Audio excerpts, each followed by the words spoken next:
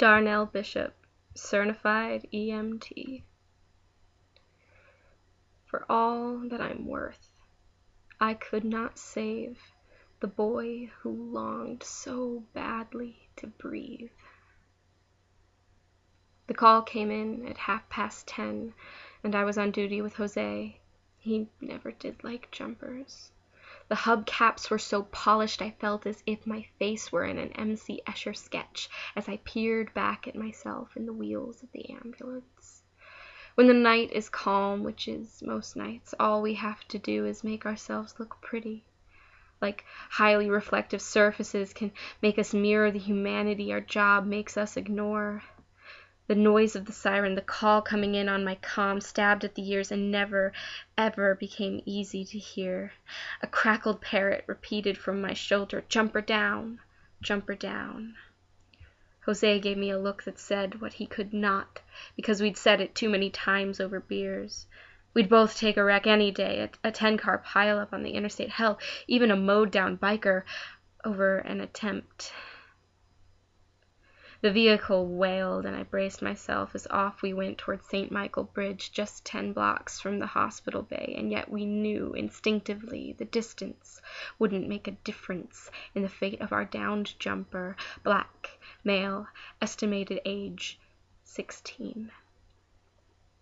No matter how many times I told myself in furtive whispers, I could not make myself recognize the sound of death ringing in the words, unresponsive, repeat, infrequent responses to stimuli. The young gun within me could not accept the slipping of such tiny grains of sand without trying as best as I could to close the creases in my fingers just enough to keep them from falling.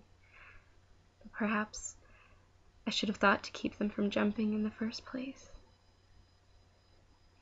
The scene was like the others, and yet I did not expect to find him writhing, gasping for breath, strewn like so many empty bottles along the riverbank. The officer on scene was relieved, his chest heaved from his dutiful effort to resuscitate someone else's son. While Jose tried to pin his limbs, I started the pumps again. 1, 2, 3, breathe. 1, 2, 3, breathe. The mantra went on to the beat of a song that I've forgotten now. Suddenly, his arms went rigid, and the boy made a horrid, choking sound. It was too late. I know it now, but that day I was not ready to let another child die while I looked on helpless.